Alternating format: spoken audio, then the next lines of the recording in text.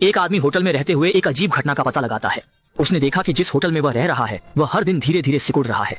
अपनी शंका की पुष्टि करने के लिए उसने दो दीवारों के बीच एक रस्सी बांध दी, लेकिन जब वह अगले दिन सोकर उठा तो उसने पाया कि पहले तनी हुई रस्सी अब ढीली हो गई है। ऐसा लगता है कि उसकी शंका सही थी, यह अजीब होटल वास्तव में धीरे धीरे सिकुड़ रहा है। इस अजीब घटना को और पुख्ता करने के लिए वह जल्दी से गलियारे में गया और दीवारों की दूरी को मापने के लिए अपने हाथ फैलाए। देखा कि जो दीवारें कल रात तक नहीं पहुंच पाई थीं, अब आसानी से छुई जा सकती हैं। निक, जो इस बड़ी समस्या को समझ चुका था, तुरंत अपने सहकर्मियों को यह बुरी खबर बताने के लिए दौड़ा। उसने उन्हें चेतावनी दी कि होटल धीरे धीरे सिकुड़ रहा है और अगर वे समय पर यहाँ से नहीं निकले तो सभी अंततः दबकर मर जाएंगे। लेकिन निक की बात सुनने के बाद सभी ने उसे पागल समझा और मिलकर उसे रसोई से बाहर निकाल दिया। सहकर्मियों की तुलना में निक बहुत चिंतित था, जैसे कि वह गर्म तवे पर चींटी हो, क्योंकि इस होटल की अजीबता यहीं खत्म नहीं होती। जब वह पहली बार इस होटल में आया था तो उसने देखा कि यहाँ हर जगह कुछ न कुछ गड़बड़ है। कमरे के बिस्तर के नीचे एक अजीब बूढ़ा आदमी लेटा हुआ था। बड़ी मुश्किल से उस अजीब बूढ़े आदमी को बाहर निकालने के बाद उसने अलमारी में एक वेटर को छिपा हुआ पाया। शुरू में निक ने इसे कोई बड़ी बात नहीं समझी, लेकिन जब वह अगले दिन अपना सामान लेकर जाने की तैयारी कर रहा था तो उसने अचानक देखा कि बाहर जाने वाली सीढ़ियां एक दीवार में बदल गई हैं। अविश्वसनीय, निक ने दूसरे निकास की ओर रुख किया, लेकिन वह भी एक दीवार में बदल गया। इसके बाद उसने चारों ओर घूमकर एक बड़ा चक्कर लगाया, लेकिन परिणाम वही था। सभी निकास रहस्यमय तरीके से गायब हो गए थे। इस समय होटल एक भूल भुलैया की तरह लग रहा था और वह एक सिरकटी मक्खी की तरह था। निक अपनी आंखों पर विश्वास नहीं कर पा रहा था। क्या ऊपर सच में इतनी अजीबोगरीब बातें हो सकती हैं? क्या कहीं आसपास कोई छुपा हुआ जाल या यंत्र है? ये सोचते हुए उसने आसपास का ध्यानपूर्वक निरीक्षण करना शुरू किया। तभी इमारत की पाइपलाइन अचानक कांपने लगी और दीवार पर लगी पेंटिंगें गिरने को तैयार थीं। निक, जो पूरी तरह से भ्रमित था, दीवार पर कान लगाकर सुनने लगा, लेकिन उसने अंदर से दिल की धड़कन की आवाज सुनी जो इमारत के हिलने के साथ साथ बढ़ती जा रही थी। अगले ही पल दीवार पर दो छोटे दरवाजे अचानक प्रकट हो गए और अंदर से एक बैंड बाहर आ गया जो अजीब संगीत गाते हुए उसकी ओर बढ़ने लगा। पहली बार इस तरह का अजीब दृश्य देखकर डरे हुए निक ने मुड़कर दौड़ लगा दी, लेकिन गलती से वह रसोइयों के बीच में जा पहुंचा और अंततः भ्रमित होकर एक रसोइया बन गया। चूंकि वह अस्थायी रूप से बाहर निकलने का रास्ता नहीं ढूंढ पा रहा था, निक ने होटल की रसोई में बसने का फैसला किया।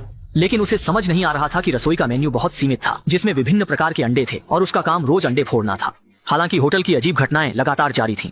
रात में निक बाथरूम में था जब बाथरूम का दरवाजा अचानक हिलने लगा, जिससे वह डर गया और तुरंत कहा कि बाथरूम में कोई है। लेकिन अगले ही पल बाहर से कुछ अजीब बातें कही गईं।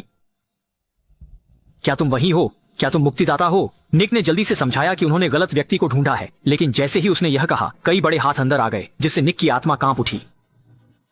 उसने उन हाथों को लात मारकर बाहर निकालने की कोशिश की, लेकिन वे हाथ फिर भी नहीं माने और घबराहट में निक ने कहा कि वह कुछ भी नहीं है। तभी नीचे के हाथ वापस चले गए, लेकिन डरे हुए निक ने बाहर जाने की हिम्मत नहीं की और मजबूर होकर उसने बाथरूम में ही रात बिताई।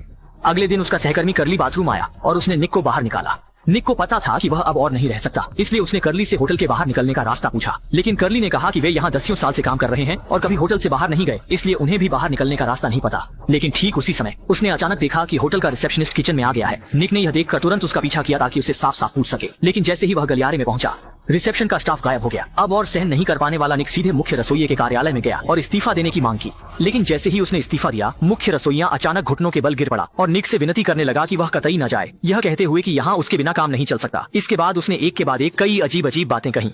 इसके बाद उसने एक अजीब बात कही, तुम अब नहीं जा सकते, तुम एक बूढ़े आदमी का सपना तोड़ रहे हो, क्या वह तुम्हारा बेटा है? रोते हुए मुख्य रसोइये को देखकर निक ने इस्तीफा देने का विचार छोड़ दिया।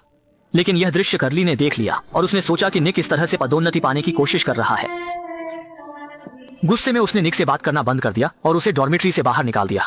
मजबूर निक को अपने पहले किराए के कमरे में लौटना पड़ा। लेकिन तभी होटल के अन्य लोग पागल होने लगे। गलियारे में बैंड का अजीब संगीत गूंजने लगा और मुख्य रसोइया भी अपने साथियों के साथ गाने और नाचने लगा। निक इस शोर से इतना परेशान हो गया कि वह मानसिक रूप से टूटने के कगार पर था।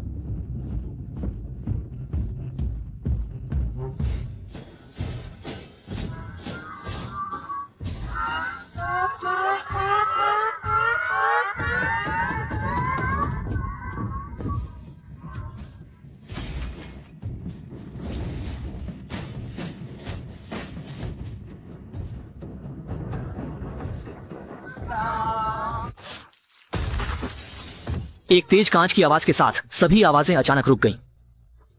निक कांपते हुए खड़ा हुआ और खिड़की के पास जाकर बाहर देखा, लेकिन अगले ही पल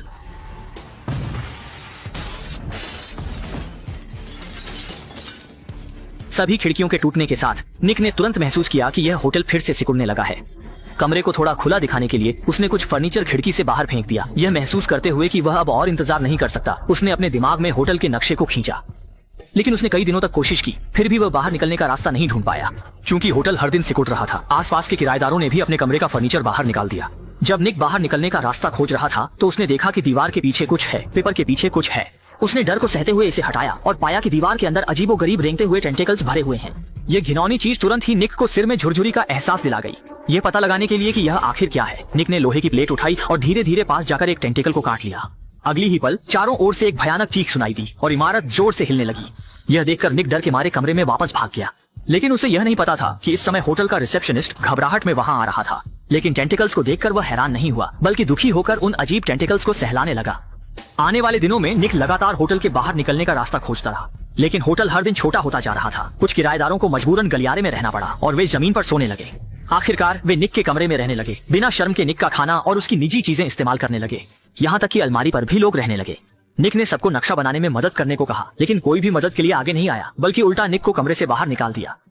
निक तुरंत ही निराशा में डूब गया। उसने सोचा कि वह सिर्फ एक होटल में रह रहा था, लेकिन उसे यह सब झेलना पड़ा।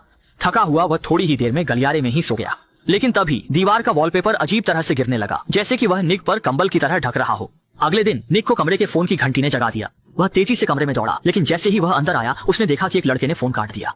ये देखकर निक को बहुत गुस्सा आया। उसे लगा कि यह फोन उनके बाहर निकलने का एकमात्र मौका था, क्योंकि होटल का फोन केवल रिसीव किया जा सकता था, डायल नहीं किया जा सकता था। उसने लड़के को एक सुनहरा मौका गंवाने के लिए डांटा, लेकिन आसपास के लोग इस पर ध्यान नहीं दे रहे थे, बल्कि निक को समय पर फोन न उठाने के लिए दोषी ठहरा रहे थे। ये सुनकर निक पूरी तरह से गुस्से में आ गया। उसने झाड़ू उठाकर उन लोगों को कमरे से बाहर निकाल दिया। अब दुनिया आखिरकार शांत हो गई, लेकिन निक को यह नहीं पता था कि उसके कमरे में कई दिनों से रह रहे लोग न केवल उसका धन्यवाद नहीं कर रहे थे, बल्कि उल्टा उसके ऊपर खिड़की से चीजें फेंक रहे थे। मजबूरी में निक ने बिस्तर के तख्ते को हटाकर खिड़की को पूरी तरह से बंद कर दिया और कमरे में रहने का फैसला किया। जैसे ही निक गहरे निराशा में डूबा हुआ था, उसके सिर के ऊपर का लैंप शेड धीरे धीरे घूमने लगा। सौभाग्य से वह समय पर हट गया, नहीं तो लैंप शेड सीधे उसके सिर पर गिर जाता। लैंप शेड के स्थान पर दो बूढ़ी महिलाओं के चेहरे दिखाई दिए। वे जानती थीं कि निक बाहर निकलने का रास्ता खोजने में व्यस्त है, इसलिए उन्होंने उसे हिम्मत रखने के लिए प्रोत्साहित किया। उनका मानना था कि बाहर निकलने का रास्ता जरूरी नहीं कि बाहर ही हो, शायद यह इसी कमरे में हो सकता है। लेकिन इस समय निक पूरी तरह से टूट चुका था। मैंने कुछ नजरअंदाज किया। शायद बाहर निकलने का रास्ता यही है। ओह नहीं,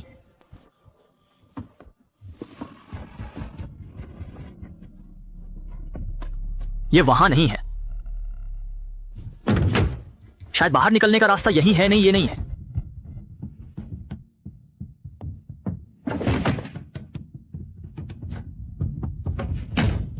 शायद बाहर निकलने का रास्ता यही है। नहीं, शायद यही है।